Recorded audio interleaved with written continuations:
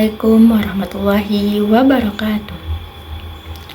Perkenalkan, saya Firda Puju Mutmainah dengan NIM 2481090022. Saya mahasiswi semester 4, Prodi Manajemen Pendidikan Islam kelas A. Di sini, saya membuat video tentang edukasi konflik di masyarakat dan cara penyelesaiannya untuk memenuhi tugas mandiri mata kuliah manajemen konflik. Simak baik-baik ya.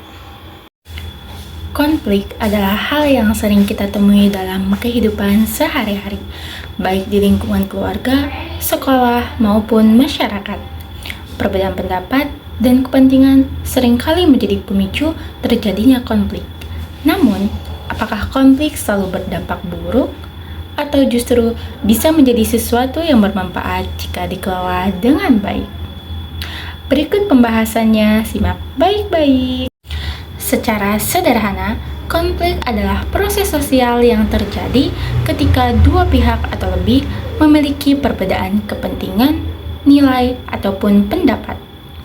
Konflik sebenarnya merupakan hal yang wajar, karena setiap individu memiliki latar belakang dan cara pandang yang berbeda. Di masyarakat, konflik sering muncul karena berbagai faktor.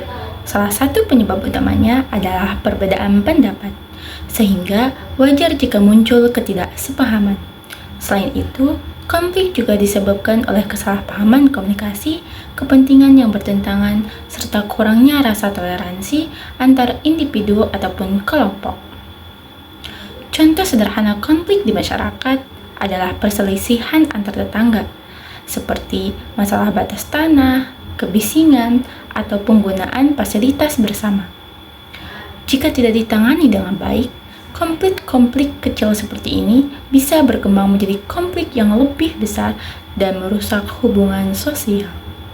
Oleh karena itu, penting bagi kita untuk memahami bagaimana sih cara mengelola dan menyelesaikan konflik secara bijak. Salah satu langkah pertama dalam manajemen konflik adalah mengenali sumber konflik itu sendiri. Kita perlu memahami apa yang sebenarnya menjadi masalah, siapa saja yang terlibat, dan bagaimana konflik tersebut bisa terjadi. Langkah berikutnya adalah mengendalikan emosi. Dalam situasi konflik, emosi seperti marah, kecewa, tersinggung seringkali mendominasi. Jika emosi tidak dikendalikan, konflik bisa semakin memburuk.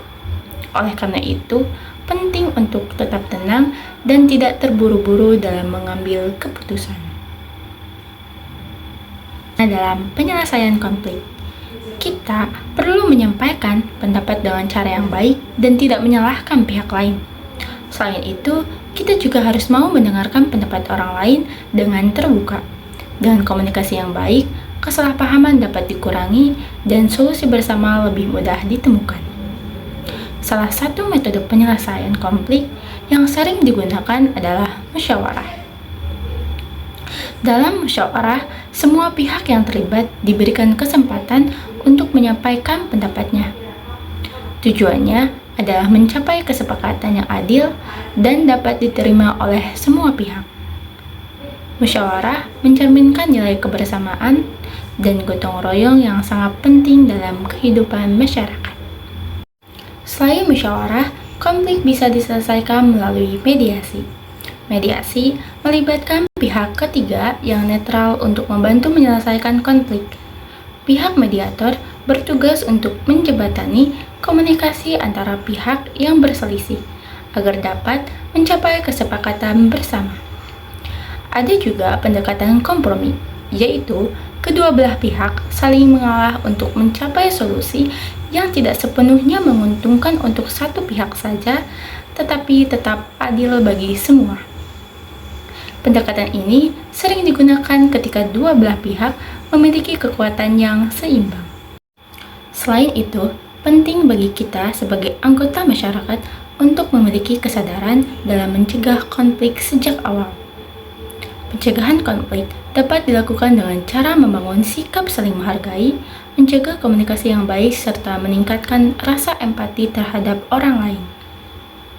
Kita juga perlu belajar untuk tidak mudah terpancing emosi dan lebih mengedepankan sikap bijak dalam menghadapi perbedaan. Karena pada dasarnya, setiap konflik yang terjadi tidak selalu harus berakhir dengan pertengkaran, tetapi bisa diselesaikan dengan cara yang damai dan saling menguntungkan. Namun, dalam beberapa kasus, konflik bisa menjadi lebih kompleks dan membutuhkan penanganan yang lebih serius. Jika konflik sudah mengarah pada kekerasan atau merugikan banyak pihak, maka perlu adanya campur tangan pihak berwenang seperti aparat atau lembaga terkait. Nah, jadi dari pembahasan yang tadi saya sampaikan, dapat disimpulkan bahwa konflik adalah hal yang wajar dalam kehidupan bermasyarakat. Yang terpenting bukan menghindari konflik, tetapi bagaimana kita mengelolanya dengan bijak, dengan sikap saling menghargai dan komunikasi yang baik. Kita dapat menciptakan lingkungan yang harmonis dan damai tentunya. Mungkin cukup sekian pembahasan yang dapat saya sampaikan. Kurang dan lebihnya mohon dimaafkan. Wassalamualaikum warahmatullahi wabarakatuh. I just had to let you know you're